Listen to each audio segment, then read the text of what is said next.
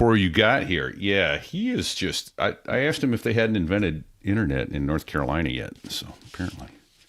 Oh, Pete, a quick question. Yeah. Yes, sir. We are now live streaming to the world, but go ahead. No, leave it. It's okay. Oh, okay. Get it. We'll get it after we turn it off then. We'll turn off the live stream soon, or well, after the show, obviously. Okay, we're waiting on Bago to get back. I've covered all the opening pre-brief and all that already, Fig. We've got 4 minutes and 24 seconds of sponsorship and public service announcement.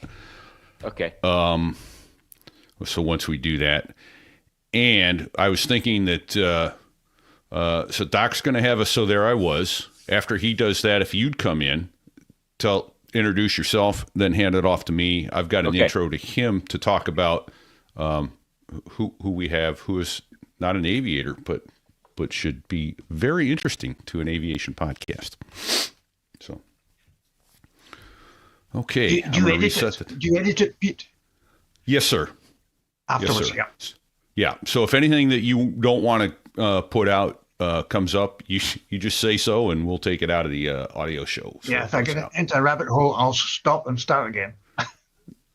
No worries. We like rabbit holes. We live deeply in them. So, all right. If I can just find, there's my mouse. My mouse was well hidden from me. Oh, cloud. There it is. There it is. Okay. Okay, we're about to start. And notes today. Come on, there we are.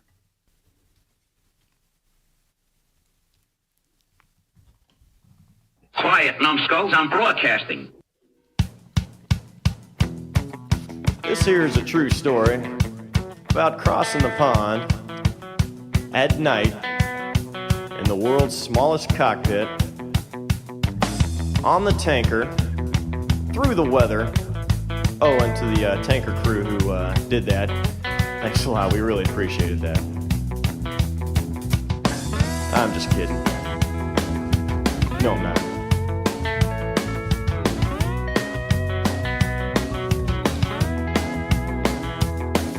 Well, there I was crossing the pond, and you could see that I wasn't exactly fond of all the...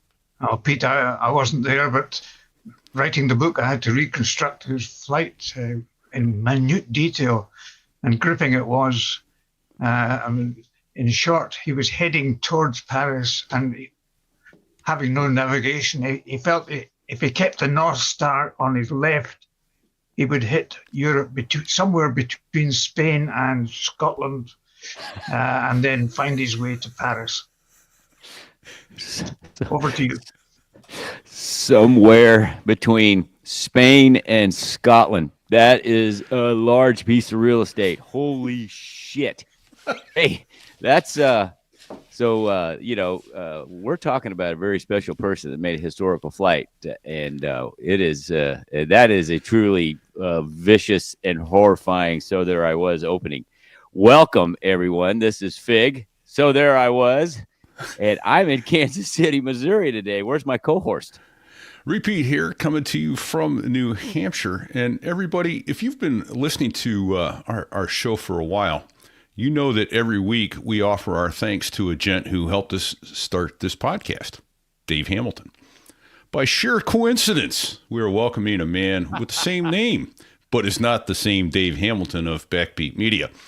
Today, we're excited and honored to welcome Dr. David Hamilton. He's a retired kidney surgeon and an award-winning historian of both medicine and golf.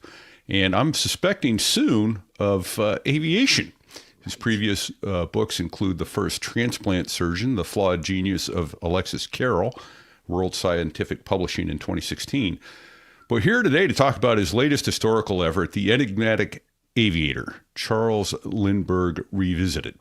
Dr. Hamilton lives in St. Andrews, Scotland, and for more information on him, you can visit davidhamiltonstandrews.com. That's davidhamiltonstandrews.com. Welcome, Dr. Hamilton. As a surgeon, historian of medicine and golf, aviation, and Charles Lindbergh seem incongruous with, at best, incongruous with all of surgery and such. But, so therefore, I'd like to start asking, how is it that Charles Lindbergh and aviation crossed your transom? Well, Pete, as you said, I wrote a biography of the famous transplant surgeon Alexis Carrel, who worked in New York. And after Lindbergh's 1927 flight, Carrel, the transplanter, took Lindbergh into his lab as a volunteer. And Lindbergh built a bit of apparatus which has been used since the early days of transplant. You can keep kidneys and hearts and organs cooled is one way of doing it, but you get a longer preservation if you flush saline through them. And Lindbergh invented the first perfusion pump for keeping organs alive, as simple as that. So I grew up knowing about Lindbergh right from my training days in transplantation. So I thought, after I did the Carrel biography, his mentor, his boss, I would look further into Lindbergh's scientific work. And to my astonishment, he devised a number of other devices, two of which are still in use today, having been pioneered by him. So he had a remarkable input to scientific and medical work. Oh, that's awesome. So the same technology, same basic principle is still being used today in the 2025 for keeping organs alive?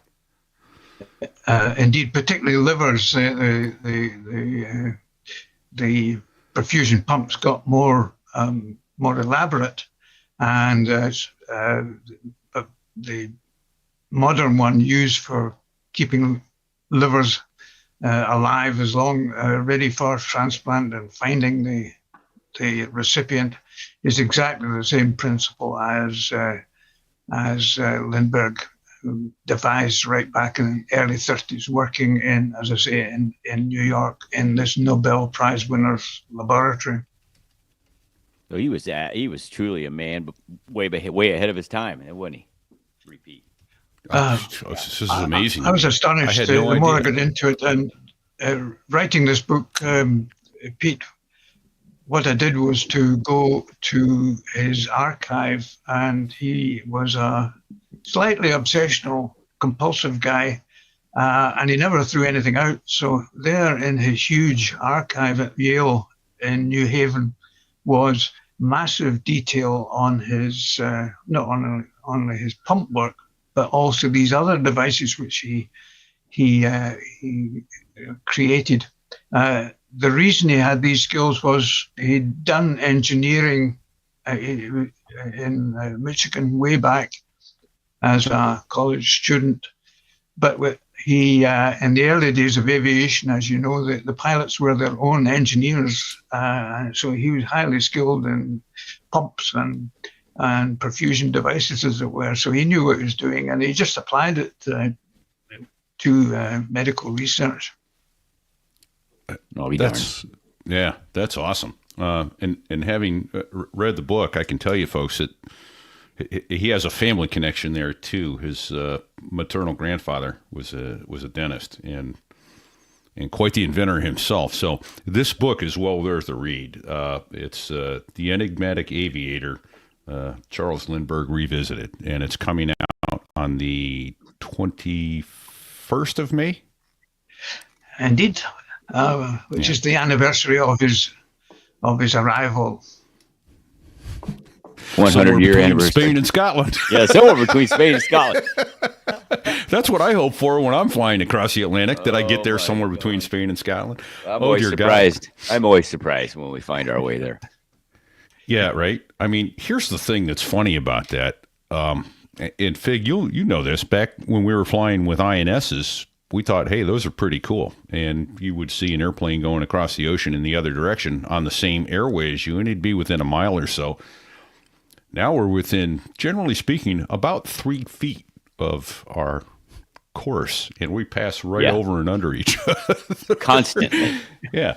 And it isn't just a matter of keeping the North Star out the left window. Oh, dear God, that's terrifying. Right.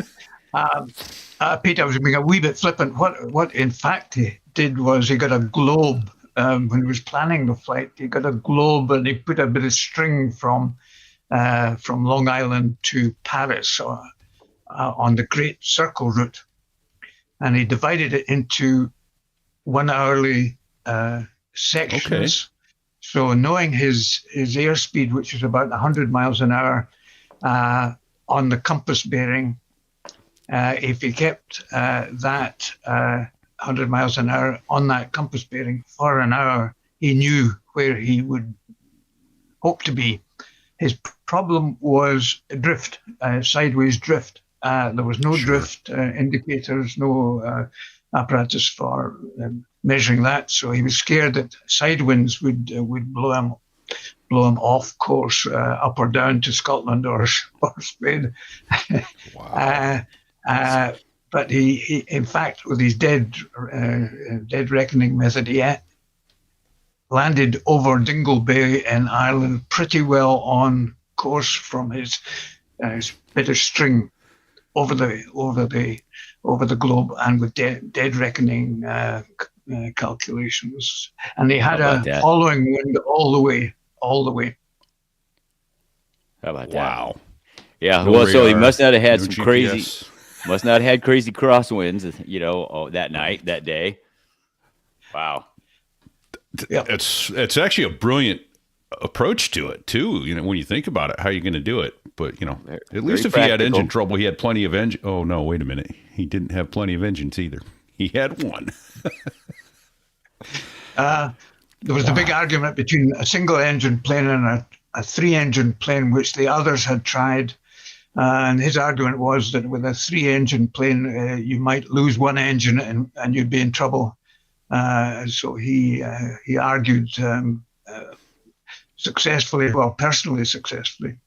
While we're on it, guys, I'll tell you about getting to Paris. He knew where he was once he was over Ireland, and then he got escorted by the Royal Air Force to the English Channel, and they left him on the River Seine, leading up to Paris. And he was told to fly up the River Seine until he saw the Eiffel Tower.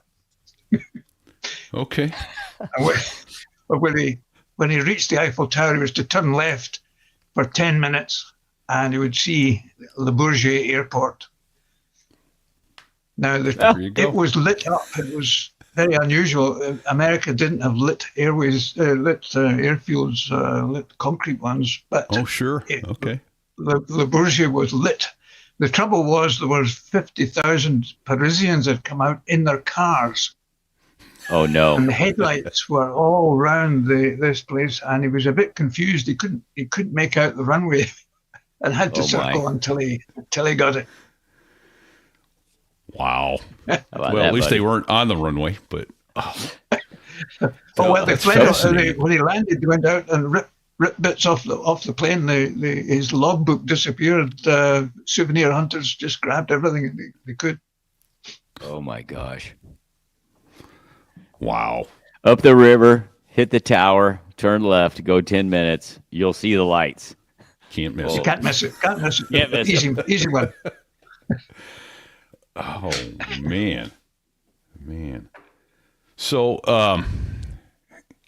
obviously it was the first, and I like your description of the tri-motor versus the single engine one. I used to say that all the time. Why didn't they develop a V-stall airplane like the Harrier with 2 engines? They said, well, if you lose one engine, you're in trouble. To which my answer was always, same thing in this one.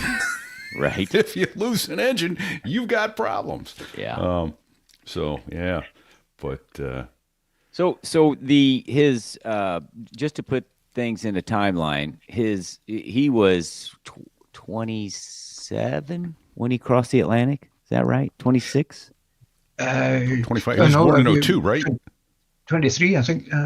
23. Okay. And it was after After he had that notoriety is when he developed, he got those medical devices developed. He was inventing things.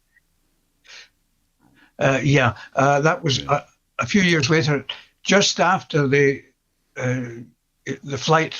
A number of the early commercial companies, really courted him, and he took part-time work with what was Transit TAT, but later TWA. But more importantly, he fell in with Trip at Pan Am, and they were close. Trip. They were close right up to the end, really, at the end of Pan Am. He was a chum and an advisor for Pan Am right from the beginning in the Caribbean, right through to the 707. And Lindbergh was an enthusiast for ordinary economical travel rather than just for elite. He wanted that, and the 707 brought the prices down again. So that was part of Lindbergh's policies and urging into the ear of Joanne Tripp at Pan Am, right through to both of them were quite senior. Oh, that's I didn't realize he had done that work with the airlines and all that. But well, let me back up a little bit, because you talk about in the book how he's a private man. So I'm guessing that's why you call him, enigmatic. He went out of his way to be a private person. But his celebrity rivaled that of movie stars in the early 30s and such. So how did fame help and hurt him? Well, he right from Paris, he decided he would not be a celebrity in the sporting, like a sporting hero or a film star. It was a private man, family work, and he decided that he wouldn't go that way, and he avoided photo calls. He avoided press conferences. That was because of his personality. But the other motive was that he wanted to be taken seriously in the new commercial world of commercial aviation in America. And his argument was that they would maybe not want a celebrity on their board, just be a nuisance with the press and so forth. So he wanted to be taken seriously, and that worked. And he avoided the press, and he had a distaste for the tabloids, particularly the tabloids, because right at Long Island, before he took off for Paris, the tabloids were haunting him, and their photographers were putting showgirls on the propeller of Spirit, and his mother became alarmed at the ballyhoo, and up she came. And the tabloid photographers said to her and to Charles, "Get together and have a kiss," i.e., they wanted to see that this was the last farewell before he died over the ocean. This was the mother saying farewell to her boy.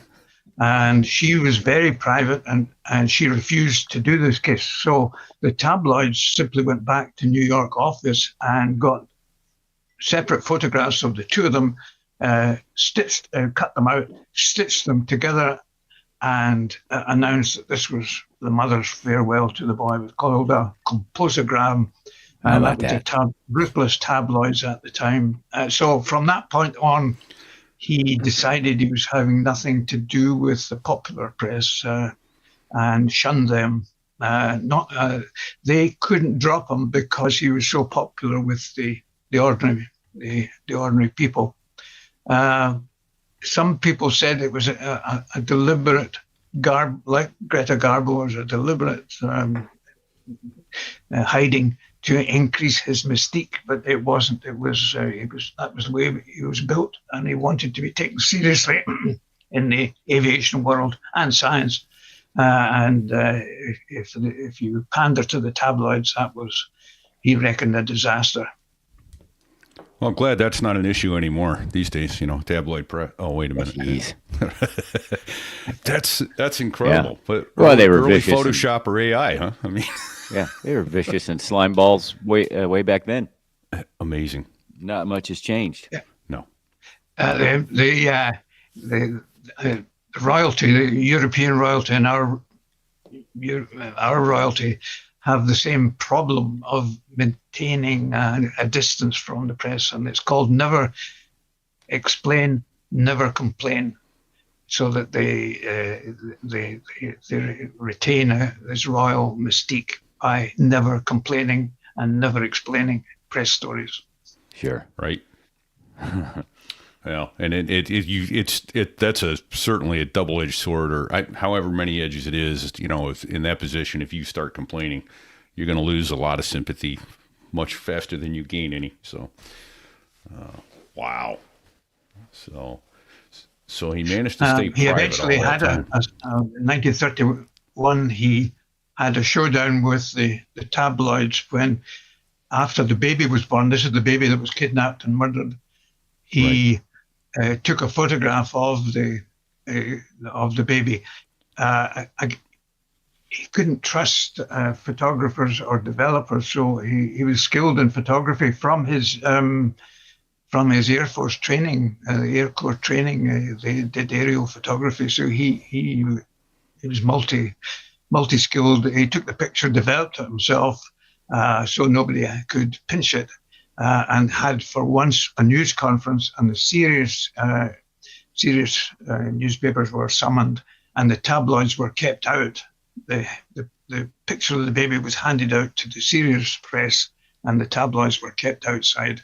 And then this in 1931, 4 years after the flight, they found some of them decided to turn on him, and he started getting a bad press for a while before the kidnapping. So it was quite a tense debate on privacy, which has got a modern feel to it. The right to privacy. Right. Yeah. You mentioned the kidnapping, and the man who was charged and convicted was Richard Hauptmann, a German immigrant carpenter, who professed his innocence until the day he was executed for that crime. Do you have an opinion on that, on his guilt or innocence? No, there's a huge archive on the case, which is repeatedly visited by amateur and professional legal people, and the consensus still is that he was guilty. That doesn't stop publishers and popular press from time to time making the case for his innocence. The problem was that the person that did the kidnapping and the murder must have known they were in the house and must have known which room the baby was in.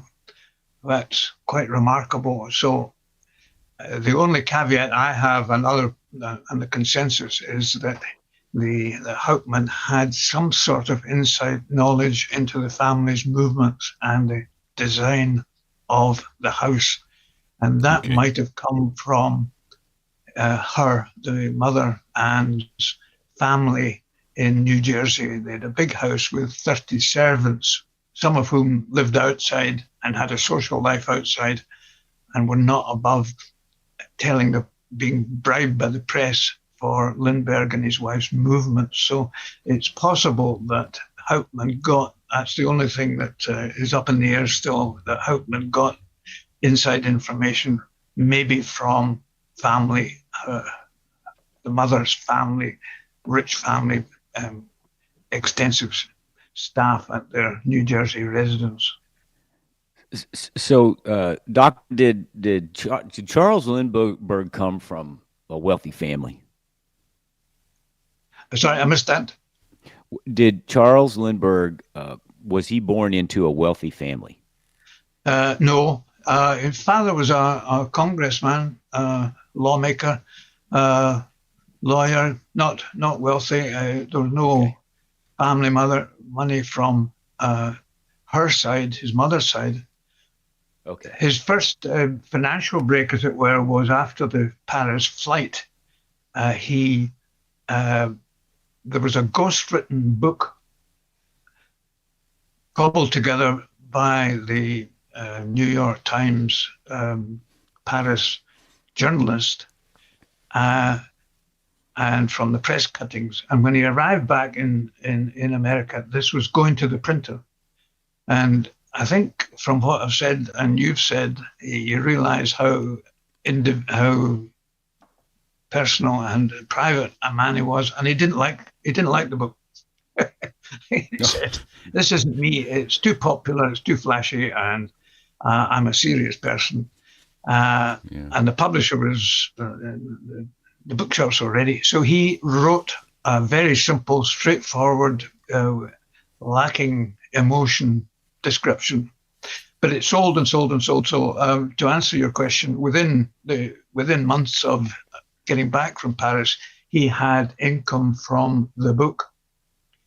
He then got part-time work from Pan American, as it was called in those days, and TAT airline gave him some income. But his wife, Anne, was wealthy. So to answer your question, they had family money. She was the daughter of a Republican politician who was also a partner, had been a partner in J.P. Morgan, so he was filthy rich, and she had trusts and so forth. So they were comfortable, although they didn't live in style and so forth. There were no signs of wealth, but they were independently wealthy, right from the little book he wrote after Paris. Sure. Okay. Thank you. Yeah. Well, you talk about, you need two things to do what he did. One is obviously some means, some money. But the other thing is you don't just hop in an airplane and fly across the Atlantic. You talk early in the book about how at 12 years old, he started driving the family car because his mother didn't like to drive, and then talking about his trip to California, and he did all the mechanical work. So obviously through his maternal grandfather, he learned a lot about physics and mechanics, and his mother was a science teacher, all that. How did he get into aviation and become a pilot, and what led him to believe he could single-handedly fly across an ocean, especially in 1925 or 27? Even at school, and in his senior years, he was planning, when he left school, to join the Air Corps. He read about the chivalrous combat, aerial combat in the First World War with the Red Baron and so forth. And the newspapers had serials. Edgar Wallace, Tama the Scouts was a serial talking about the chivalrous combat in the air, and he was attracted to the Air Corps. He left school, but the war finished. America was out of the war quite quickly, as you know, and his parents suggested he went to college, which he listened to, but he was still hankering after working in aviation, and he went to get training at a small Lincoln, a small company, but he didn't get to the stage of getting going solo. He didn't need a license in those days, but crucially you had to go solo, and he didn't get to that until a bit further on. So to answer your question, Pete, he right from school days he was wanting to be a pilot. Okay, nice. Well, that's fantastic. That is fantastic. Yeah, I was really impressed with all his mechanical abilities early on, and then But I also find it kind of funny because his father kind of railed against the J.P. Morgans of the world while he was in Congress, and he marries an heir to to that. Wow. Indeed. Of course, when he didn't get the required training, he joined the barnstormer pilots of the Midwest, which during the summer went from place to place, putting on a show of aerobatics and offering people who many of whom had never seen an airplane, offering free $5 rides in their little Right. planes, and they used the war surplus Jenny Curtiss plane. Because America was late in the war, came in fairly late and then was out early, there was a huge surplus of the training planes and the others. So he picked up one for $500, I think. And then he just went solo with the help of a bystander, and that was him. And the barnstormers, I had great fun in the book working out their routine. The 80 mile an hour plane into a 20 mile an hour wind. You don't get there very quickly. No. But for landing, you don't need you can land in any field. Even alfalfa was no barrier to landing. They would circle the town looking for a farmer's field as flat as possible. Circle and have a look. Then they would offer the farmer a free flight and for the use of his field. And then taking off, they would walk the length of the field to see if there's any obstacles and so forth. Then take off into the wind. As I say, at 80 miles an hour, you needed a wee bit of help. Into the wind was a great help. Barnstorming was the word they used because theatrical companies were also itinerant in the Midwest or anywhere else, and they would hire a barn at the town, a farmer's barn, and put on their theatrical show there. So the pilots that were doing this individual show called themselves barnstormers. I never asked where the word barnstorming came from. Never thought about it. I thought it was because they, buzz barns in little towns, but that makes total sense to me. Sure. Oh, fantastic.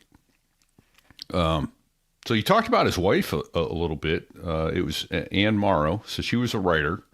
But why do you call their marriage unconventional?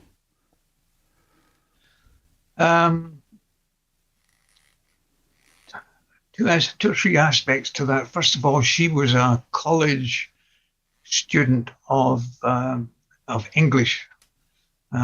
She wrote a bit even in college days, and her aspiration was to write. And she had a romantic disposition. For her to take up or be taken up by a hero, a dropout college, well-known hero, was a little unusual, as and her mother never got used to it. Her mother always said that Lindbergh should be getting a decent job and settle down. The father, Morrow, the very, very rich ex-banker, had a more legitimate concern about the marriage, namely because, as we'll talk about in a minute, and became Charles' navigator on their voyages of exploration. And father feared that both might perish, reasonably fear that both might perish in the air, leaving young children without father and mother. So that was father's objection to it. And mother never really liked Charles, so it was a bit fraught. And the reason the marriage worked, at least at the beginning, was that she was quite easily led away from trying to be an author and to follow this very strong-willed, single-minded man that wanted to explore the world and have a life in aviation. And she very gamely took up navigation. She got trained in Morse code and was a crucial part in their bigger explorations of the Pacific and the Atlantic. So it was from the outside a very strange mixture of the two. I think Lindbergh himself was responsible for this. He didn't want a suburban life. The people he mixed with were quite rich industrialists in the commercial aviation. He didn't like the look of suburban life fitting in with that, and he instead sought a girl that would follow him in his unusual lifestyle. Nice. The white picket fence and dog and 2 kids for me. Nice. I find this particularly fascinating. My maternal grandmother was a Morrow. And so Anne Morrow, I'm wondering, and from the Amsterdam, New York area. So I'm wondering if there's any relation in there. I'm going to have to get on. You better check that out. Look. Yeah. See if I got some money coming to me. So, yeah, my maternal grandmother was Vivian Elizabeth Morrow. So, yeah, very cool. So was it like a tabloid rumor that he had other families internationally, or was that a fact? Oh, definitely a fact. This came out after his death. And it turned out that for 15, 20 years before his death, he had, I'll call them mistresses, first of all, 3 mistresses in Germany. But busy man. Yeah. And 7 children from the 3 ladies. No doubt about it. No doubt about it. The truth didn't come out until well after his death, and more importantly, after Anne, his wife's death.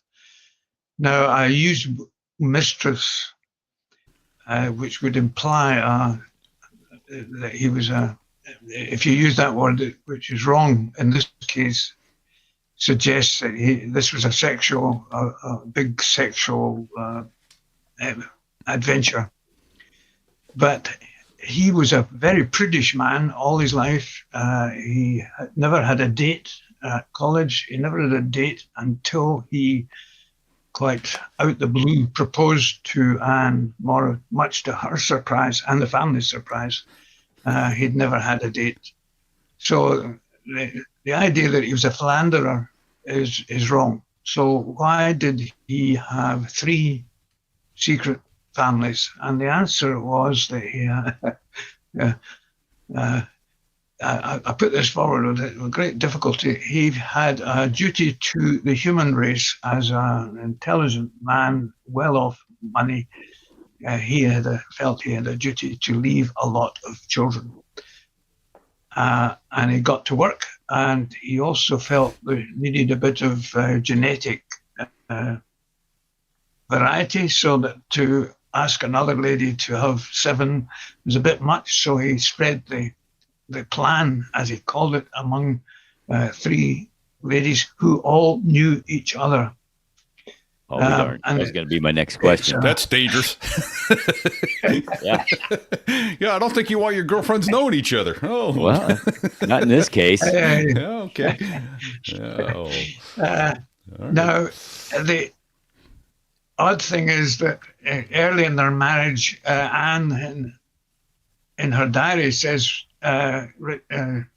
Charles wants 12. So this was this was a long-term plan.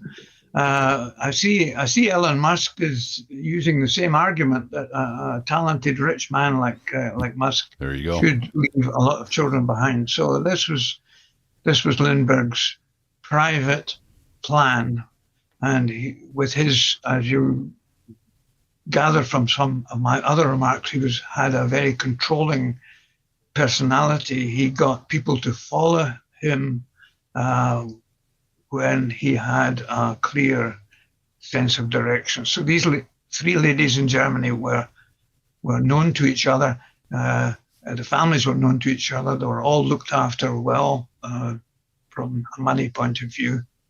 There was a shortage of eligible or young men in Germany as a result of the war. So that fitted in a bit with the demography of Germany after the war. I'm gonna hit you with an unknown answer in all likelihood. How many children do we know for sure how many children he had, and do you know how many are still alive today? Starting with the German family, one family only broke cover, and okay. The Lindbergh children, I'll come to them in a minute, but the one that has taken an interest in his legacy arranged for the DNA testing of the two families, which clinched what they knew from the literary and family side of it. So the DNA testing was arranged.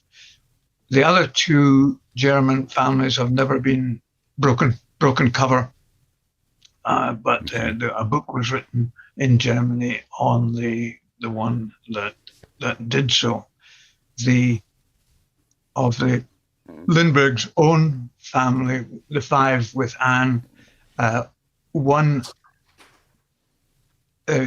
only one has been prepared to be part of his legacy, and she is now fairly senior, living in Vermont. And again, there's still that Lindbergh detachment. They don't get involved much, and I did try to make contact, but I got the feeling that they still value their privacy. Although the main story about the family came out and was confirmed. Interesting. Okay. So you got the Heisman pose, as we refer to it, the stiff arm. Yeah. Keeping you at a distance. So, okay. Well, that's a good question, though. Yeah. Well, this is fascinating stuff. Yeah. I think we've got so much more to talk about, including his access to the German Luftwaffe, his work with the German U.S. Air Force, and the pre-NASA and all that kind of stuff. I'd like to take just a moment to do both a PSA and to thank our wonderful sponsor, Robbie Walling, and then we'll come back and talk about those things.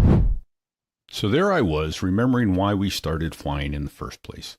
Look, the freedom, the adventure, the purpose. Now, imagine using that same passion to save a life of a child, to help a child reach a doctor who can give them a future, to connect a wounded veteran with hope, to deliver aid where disaster has struck, fast, when it's needed and where it matters most. That's exactly what you can do with PALS, Patient Airlift Services. Since 2010, PALS pilots have flown over 23,000 free missions, and every single one started with one pilot deciding to step up. If you have your IFR rating, 350 hours pilot in command in a single-engine plane, and access to an aircraft, this is your chance. Not quite there yet? You can still jump in as a co-pilot or mission assistant. Every set of hands makes a difference. This is more than a flight. This is a mission that only pilots like you can complete. Join us at palsflight.org or call 888-818-1231. That's 888-818-1231. PALS, because the sky isn't the limit. It's just the beginning. So, there I was, staring at my retirement account, thinking, man, I should have talked to Robbie Walling at HSI Wealth Strategies about 20 years ago. Oh, I had a budget, a spreadsheet, a dream, but in reality, that's not enough, Vic. repeat. I've known Robbie for over a decade, and let me tell you, the guy's as solid as they come. In addition to HSI Wealth Strategies, he's an Air National Guard pilot. He's an aircraft commander in a C-130. He's sharp as a tack, and he gets us. Military and airline pilots aren't your average 9-to-5 crowd, and HSI isn't your average financial group. Well, exactly. We're smart folks. Just ask us, right? I mean, we know how to plan a flight down to the minute. But planning a 30-year retirement, well, that's a whole different airspace there, man. And HSI knows how to navigate that. On average, their clients end up with, get this, $1.5 million more than folks going it alone. Not because you're doing anything wrong, but because HSI knows strategies that most of us were never taught. It's not about working harder. It's about working smarter. How many times have we heard that over our career, right? And yeah, we insist on not doing it so much to ourselves, right? But here's the kicker. Look, right? It's not what you save. It's what you keep. Okay? Right? I mean, think about it. Between taxes and timing and the unexpected, because that never happens, you can lose altitude fast without the right plan. I wish I'd known that when I started out. But this is your chance to avoid the common pitfalls that you just don't think about without a solid financial planning background. Right. I mean, you wouldn't fly a long-haul flight without a fuel plan, right? Yeah. I mean, you should know that. So why approach retirement that way? Because we're basically talking about kind of the same thing. Yeah. I talked to a guy, he's one of my peers, who has put money in all the right places, but had no idea that he was setting himself up for like a tax meltdown down the road. Smart guy. He just didn't have the right map. Yeah, right. I mean, Uncle Sam has long fingers that reach way down into your pockets when you least expect it. Right. So let the professionals at HSI do what they do best so you can keep flying safely into retirement. Yeah. Don't be a moron. Call Robbie at 214-538-7030. That's 214-JET-7030. Or email him, robbie.walling@nm.com. That's robbie.walling, WALLING @NM, that's November Mike.com. Look, don't wait until your final approach to start thinking about retirement. Do it now. Your future self will thank you. Trust us. Don't be that guy. Don't do it. Call Robbie. So, let me say, first of all, I can't believe I didn't go back and fix that. I meant to. It's not Robbie. It's robert.walling@nm.com. robert.walling@nm.com. I need to go back and fix that in the recorded sponsor piece. So, apologies, Robbie. We are we're grateful for your support, and we're going to fix that everywhere we can. Wow, we're back. So I want to get into Lindbergh's access to the German Luftwaffe and all that sort of thing. And I find it, I don't know what the word is I'm looking for.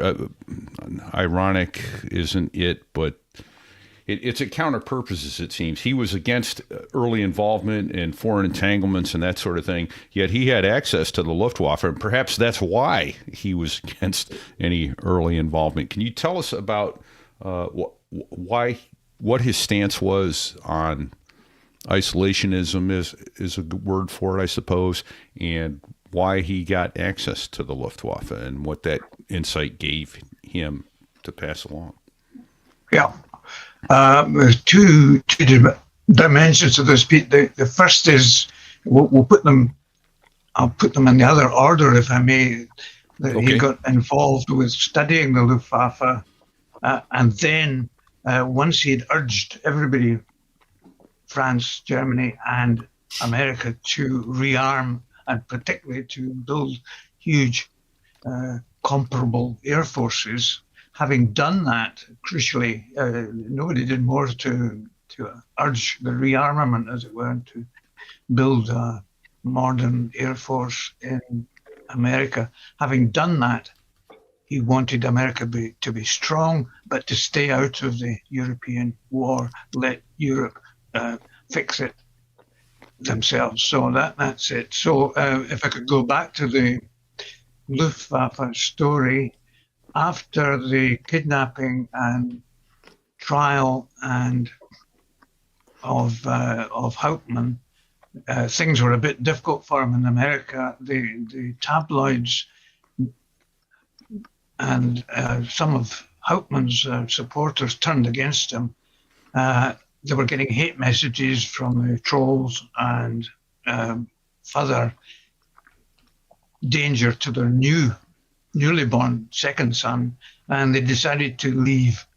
They thought they might go to the West Coast, first of all, California, but then decided to go to England, and they set up home there where they were untroubled by the media or whatever. Meanwhile, what year time frame was that, sir? Sorry? When was that? 1935.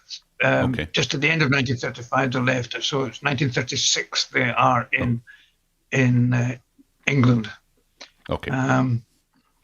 That year, Pete, is important because that was the year of the Berlin Olympics, and it's very important historically that many people admired Germany up to that point, even that Hitler, with all his fanaticism, had put Germany back on their feet, and everybody was going to the Olympics to rejoice that Germany was a strong nation again and was anti-communist, was a buttress, a rampart against communism.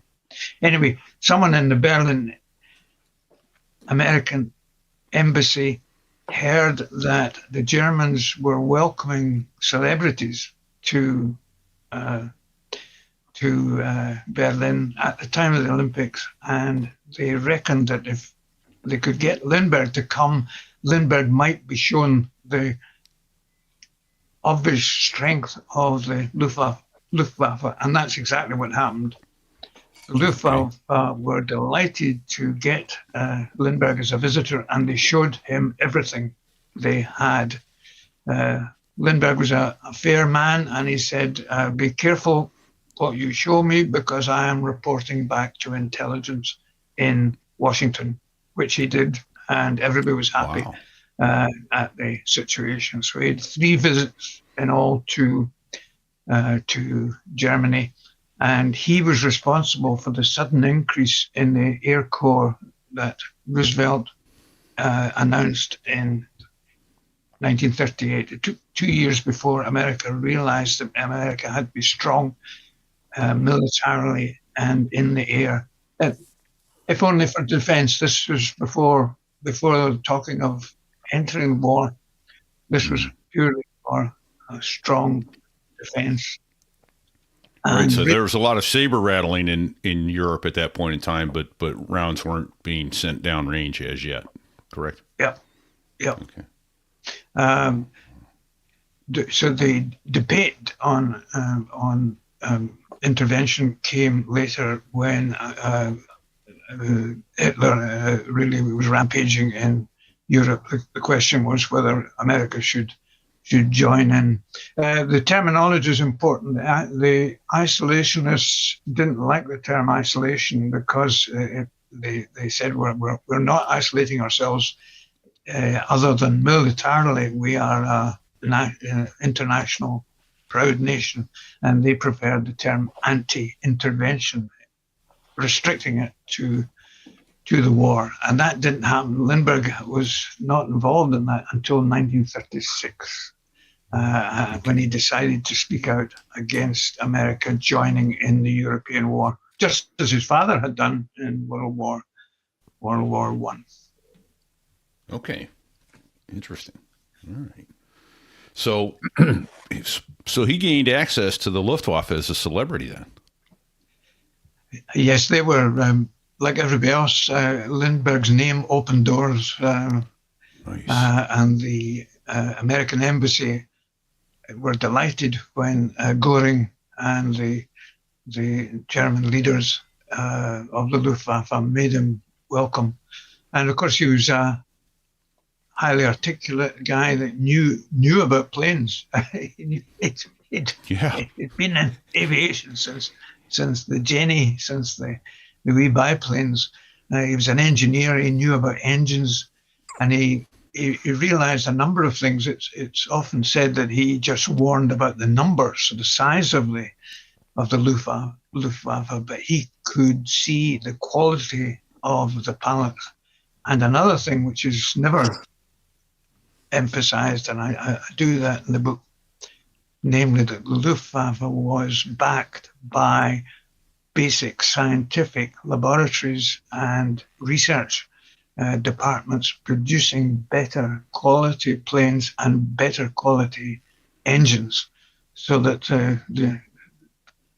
that has to be added. And because Lindbergh, when he came back, he backed up the president's building up of the Air Corps, but he also urged Congress successfully to spend money on research and development. And that came right through to the military scientific expenditure in World War II. Crucially, of course, the Manhattan Project, bringing in scientists into the war effort, which produced the atomic weapons, which ended the war with Japan. So there's a nice dimension to Lindbergh's advocacy and support of the study of the Luftwaffe, but also the what went with it, namely a remarkable scientific input in Germany, which America had nothing like. It was always the zeitgeist in America was that the commercial aviation companies would come through with better planes, and Lindbergh said, no, Germany gets basic science into this to get it, and he was right. So there is something to science after all, repeat. Right? Exactly.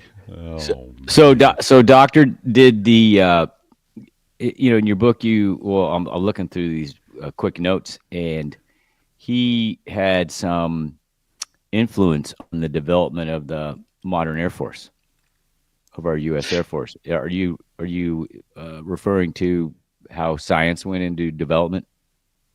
Yeah. Well, it's clear. It was not. It was just after Kristallnacht, the outrage against the Jews in America, that Roosevelt suddenly announced a huge expansion of the military. The interesting thing is that up to that point, if people are thinking of building up the American military, it would have been the Army or maybe the Navy. But it was Lindbergh said, no, the modern warfare in the future will be crucially in the air, or dominated by the air. And Roosevelt took that on board and put the first huge tranche of the money he got from Congress into the Air Corps.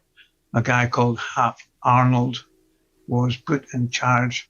And to the end of his life, Hap Arnold acknowledged that it was Lindbergh's pressure that got the Air Corps money going, and others too. There was the Hall of Fame, various halls of fame that were influenced and guided by the founders, professional flyers in the early Air Corps, and they always included Lindbergh's advocacy and warning about the Luftwaffe that got the American Air Corps its money, and more than that, the research and development of engines in particular, and all the extras. He also advocated the huge 4-engine bombers, the Liberator, and so on, whereas the other Air Corps The others had been happier with the smaller 2-engine bombers. He said, no, we've got to have the big ones. Oh, that's fascinating. Well, so did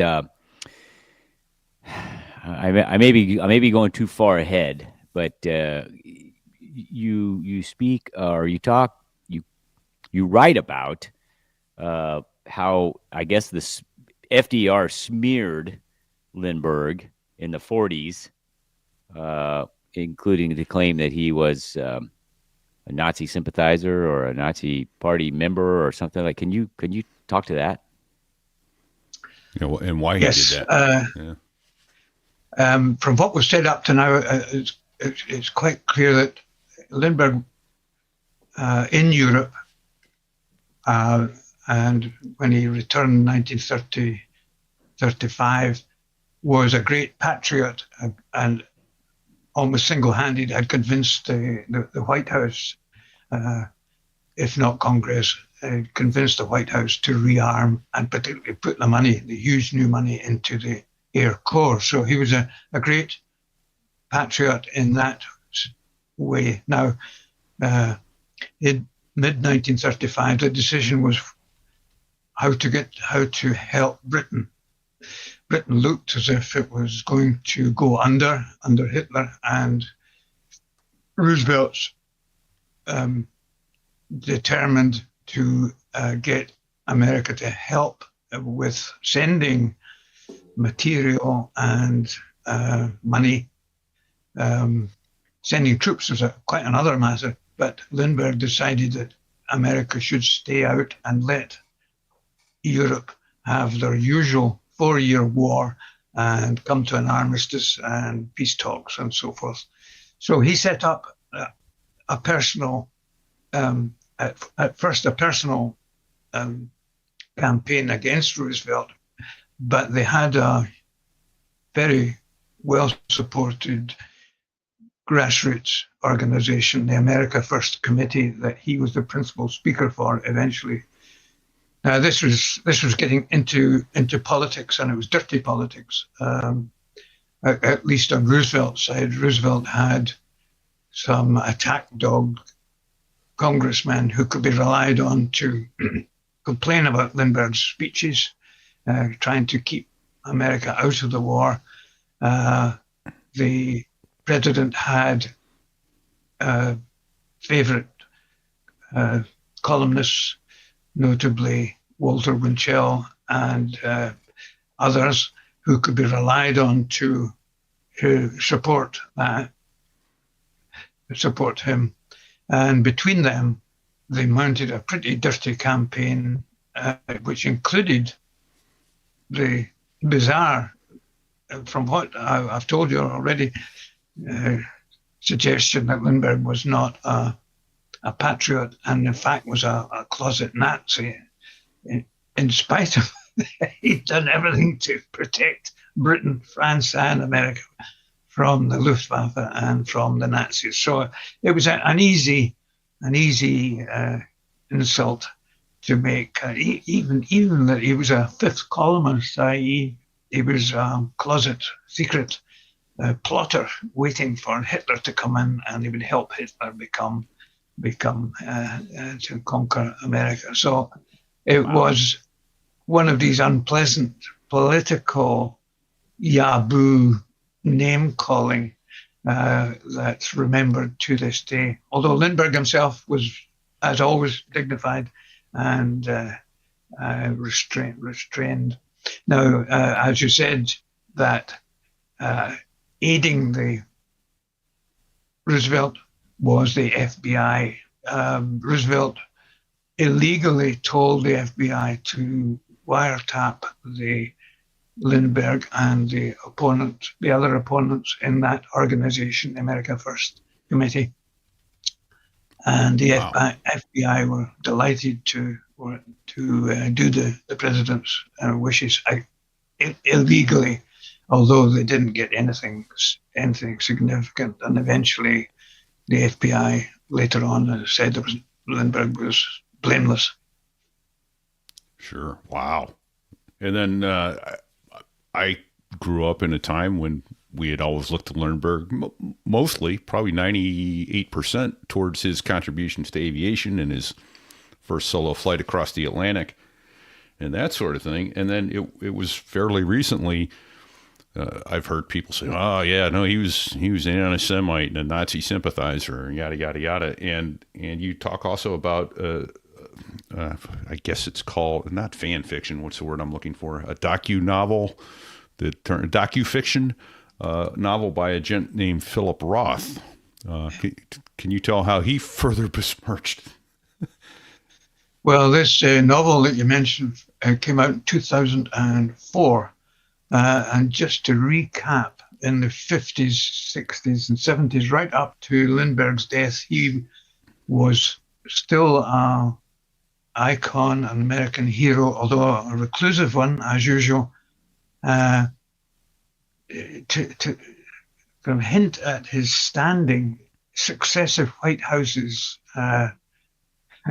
after Roosevelt, after the trouble with Roosevelt, every president from Truman onwards regarded Lindbergh with as a hero, and he was on the White House A-list of guests. So that's unlikely that there was a Nazi anti-Semite that the social secretaries and the had failed to detect a Nazi anti-Semite when he was so in favor with the White House. Anyway, fast forward to 2004 when a novel comes out, historical novel, historical fiction, I think was what you were looking for there, Pete. Right, that's it. Thank you.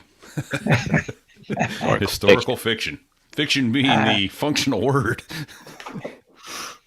And it's one of the many books called in what if genre, namely a favorite what if is if Hitler won the war, or if there'd been no Pearl Harbor, or if Hitler had won the war, what would have happened? So this was a familiar trope, but Philip Roth, almost Nobel Prize-winning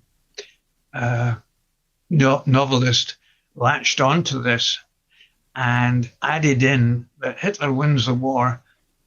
Lindbergh is successful in the presidential election in America, and Hitler makes a deal with Lindbergh, and Lindbergh gets started in dealing with the Jews within America, banishing them to distant parts of America. So that was bad enough, but the television series made on it, of course, had conversation and invented conversation, and changing from the written word to the spoken word, somehow it became like a documentary, and there was very high-powered analysis in the serious journals, almost assuming now that this was based on the fact that Lindbergh was a anti-Semite Nazi, in spite of everything I've told you, all the 30, 40 years that have gone since the smears from Roosevelt. But here it was back from a very successful novelist and a very successful television program. So the word still is on the street that maybe he was a Nazi anti-Semite and a white supremacist. And a white supremacist. They added in white supremacist. Even Roosevelt never accused him of being a white supremacist. Right. Yeah, he did a lot. It was in the South Pacific, I think, to do a lot of protection for native tribes, and yes, you talk about that in your book. He loved flying, and in World War II, he first helped at making the 4-engine bombers down with Ford at Dearborn, but he loved. Roosevelt had prevented him getting a military, an Air Force, Air Corps job, but he managed to sidle his way into being an instructor and consultant in the Pacific, flying with the Marines. And he flew 50 missions. He had he shot down 1-0 and had a near miss with another. The mission where he claimed the Jap had to go in with his name on it, and the press got to know about it, and that was the end. That MacArthur wanted to stop him flying, and he came back home after an honourable period of flying with the Marines. Nice. Was he flying Corsair? Do you know, sir? Yes, Corsair is that the gull wing? Yes. Yeah. That's it. Yeah, made in Stratford, made by he had a job with them, and that was how he convinced the management and the Air Corps. Still called the Air Corps, not the Air Force, still called the Air Corps. He convinced the management that they needed a guy on the ground with the Corsair in the Pacific. Operationally, he realized that he could tweak the settings in the engine, and he gained 100 miles range from tweaking the settings. The pilots initially were resistant to that, as you can imagine, although he was very much one of the boys. It was lovely. He felt he was back in his barnstorming Air Corps training days. He loved it. They loved having him, obviously.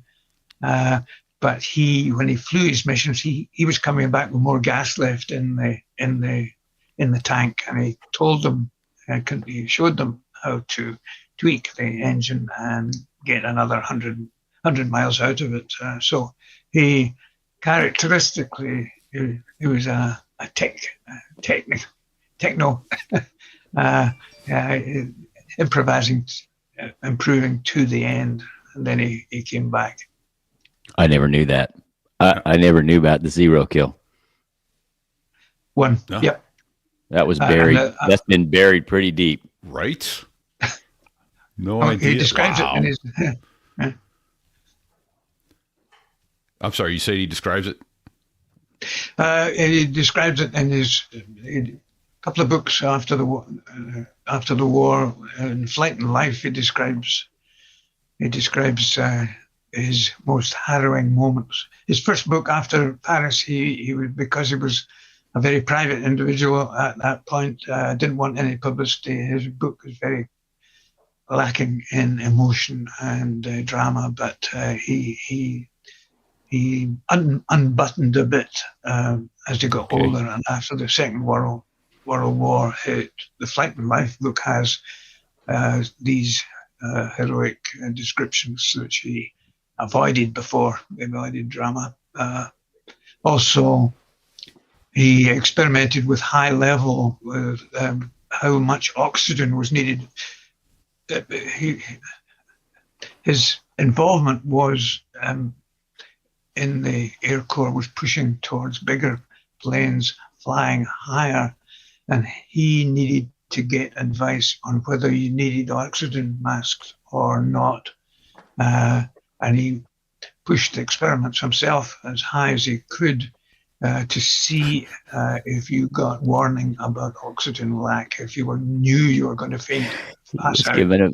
He was giving himself hypoxia. Yep. Wow. And the answer was that you got a bit of warning. He did more than that. He went to a pressure chamber experimental place with the Mayo Foundation, worked in a chamber, getting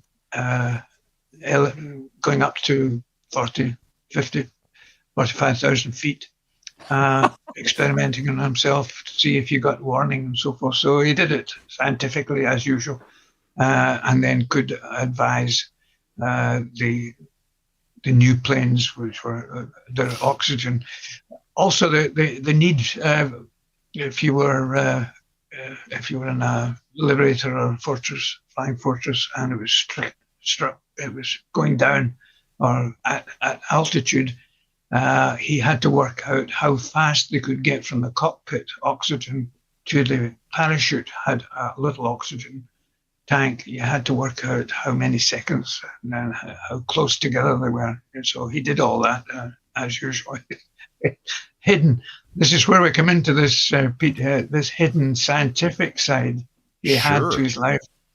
He's more than just a one flight man to Paris and kidnap and a murder and spat with Roosevelt. There was a solid contributions.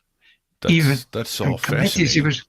He was on committee after committee producing dreary reports and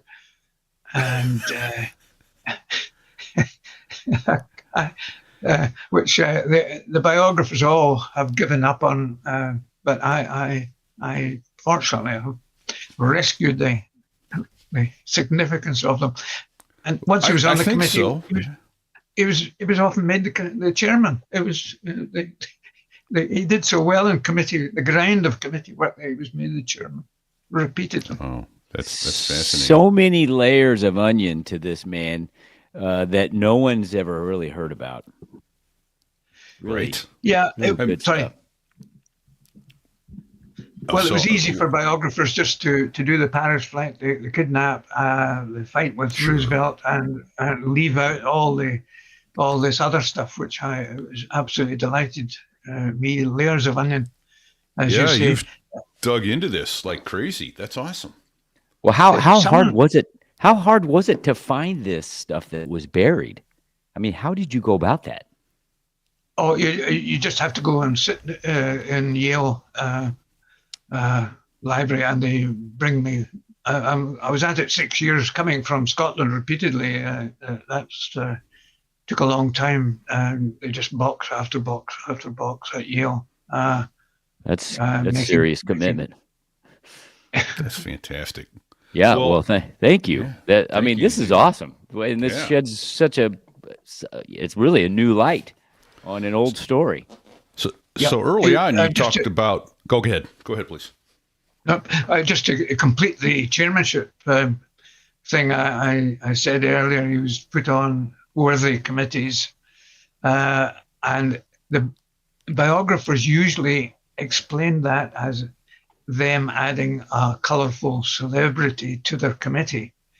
But then if you follow it through and find that he was made the chairman, that falls apart. And it turns out that he was actually extremely competent at that. The biggest of the many chairmanships he was offered was of NACA, N-A-C-A, which then transformed itself, renamed as NASA. So he was actually offered the chairmanship of NASA in its earlier form. Of course, when he fell out with Roosevelt, he had to give up all these public chairmanships and so forth because he was in the public arena. He knew that, and he gave up his advisory work until the end of the war. Okay. Wow. Yeah. Well, early on, you talked about, the pump that he designed for keeping organs alive. And you said, particularly now, even the liver, by pumping saline through it. Fig, I've been doing it wrong. I've been using vodka and beer to keep my liver going, but apparently that's not that's not the right thing to pump through it. Apparently not. Can you tell us some of his other medical discoveries and or breakthroughs?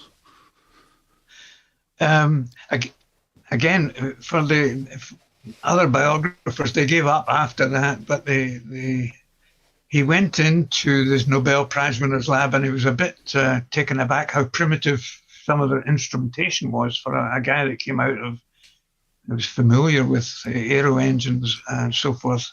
Mm-hmm. And the first one was a new centrifuge. First of all, the high-speed centrifuge arrived at 3,000 revs per whatever it was, and he looked at it and he thought, okay, that's the new high-speed centrifuge. He said, I think I can crank this up to 4,000, which he did typically.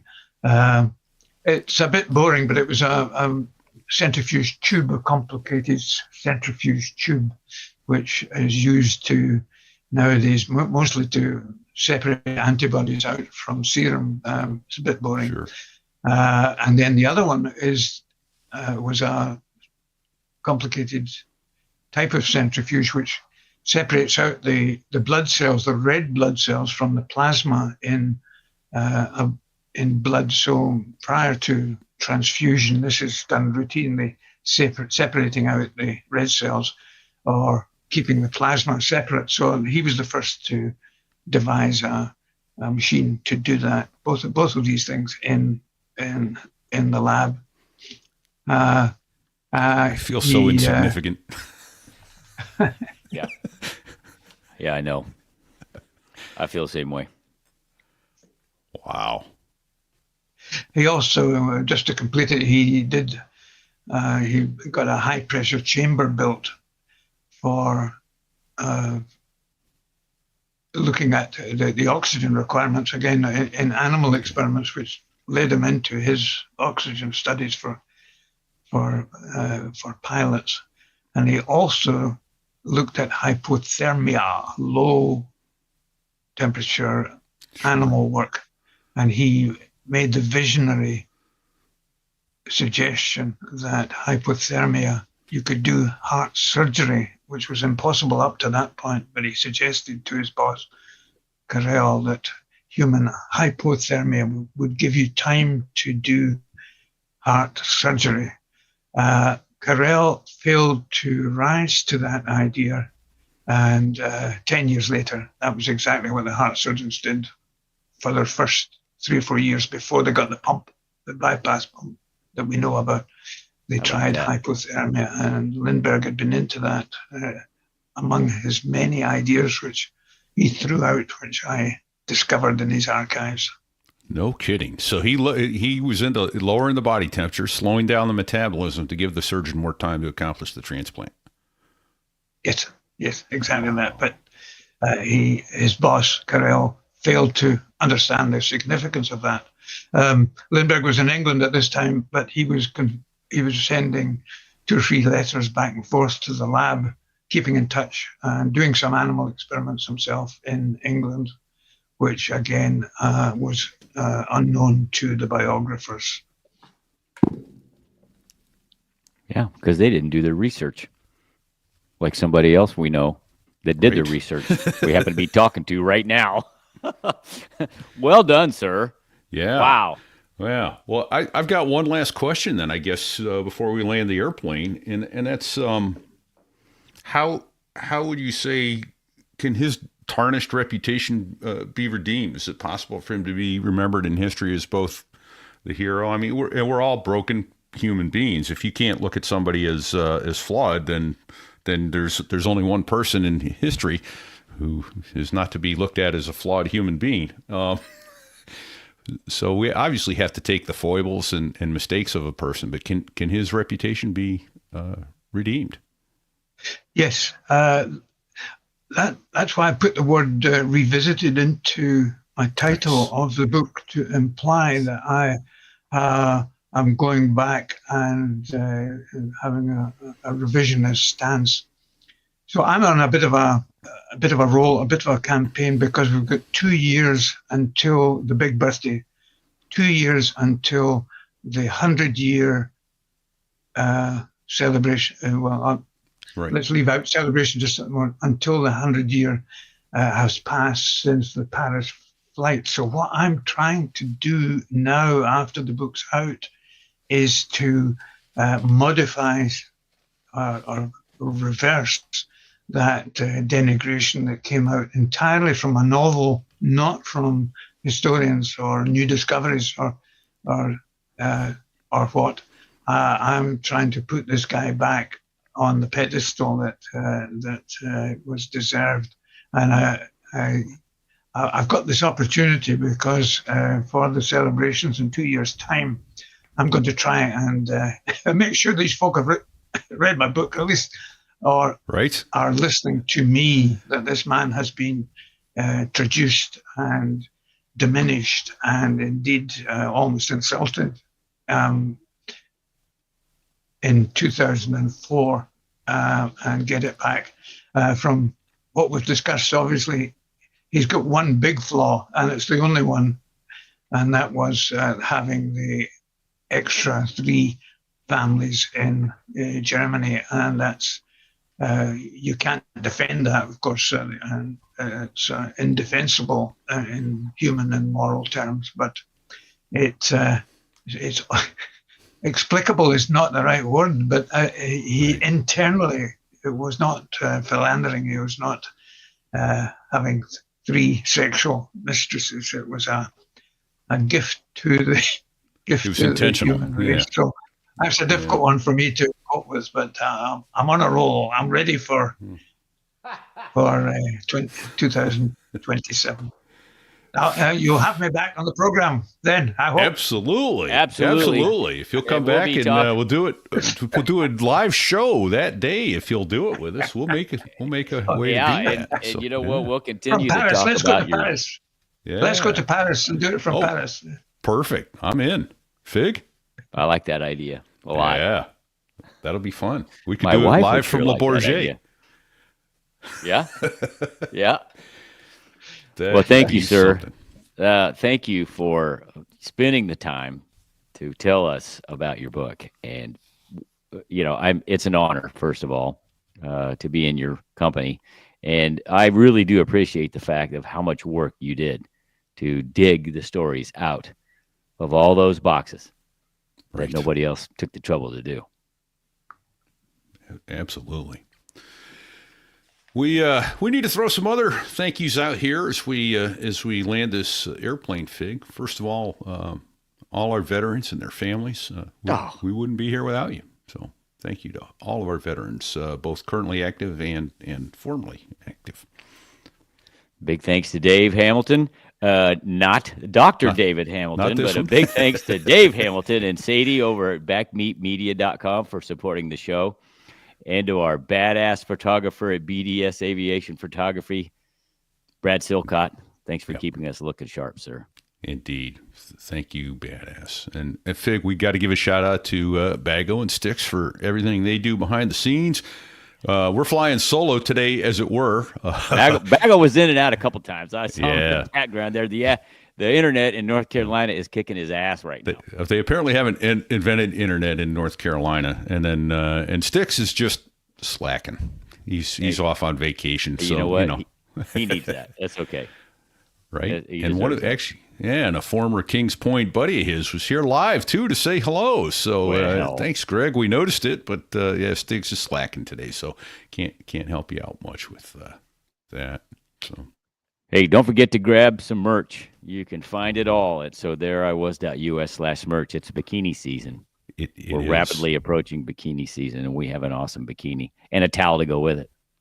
See, right? Yeah, right. Yeah. So normally we could get those sort of things up, but I'm trying to do the production on the video as well as you got a lot of shit going on in the background. That's there. right. So, hey, yeah. if you're enjoying the show, do us a favor: share the show. Share the show. That's free. And hey, if you think we're worthy of it, give us a 5-star rating at sothereiwas.us/rate. If you can't give us 5, tell us why, and we're trainable. We'll fix it. It really helps. So, hey, and a massive thank you and shout out to all the people who have lost all sense of financial responsibility and judgment and throw money at us. We are humbled and grateful for your financial support to help keep this going. It's deeply appreciated. It's humbling, and truly we need it.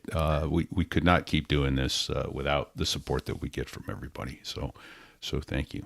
So, hey, if you want to get in touch with us, shoot us an email at fig@sothereiwas.us. Repeat at sothereiwas.us. If you want a real answer, it's sticks@sothereiwas.us or bago@sothereiwas.us. Exactly. If you want real answers, go to them. They're the smart guys. So, hey, everybody. Oh, you know what? I almost forgot a couple other things. Oh, Those guys. we got to say a big thank you to the 2 Air Force F-16 guys that make the Air Force sound good. That's the Dos Gringos, who, by the way, are going to be in concert on June 7th at the Co-Flight in Denver as a fundraiser to bring an F-16 to the museum there at Lowry Field. That's fantastic. I'm going to try to make it. I don't know if I can or not. I got a wedding to be at the next weekend, but we'll figure something out. All right. Hey, everybody, until next week, thank you for joining us. Thanks for being with us. But in the meantime, stay safe and check 6.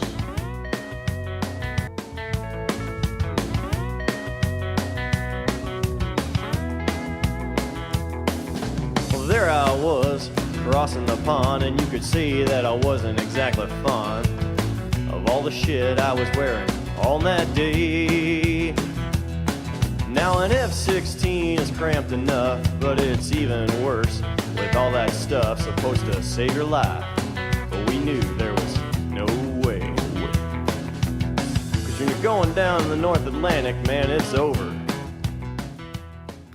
Hold on. It's what? He said it's over.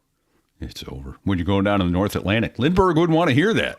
No, he would not want to hear that. So, yeah. Was it over when the Germans bombed Pearl Harbor?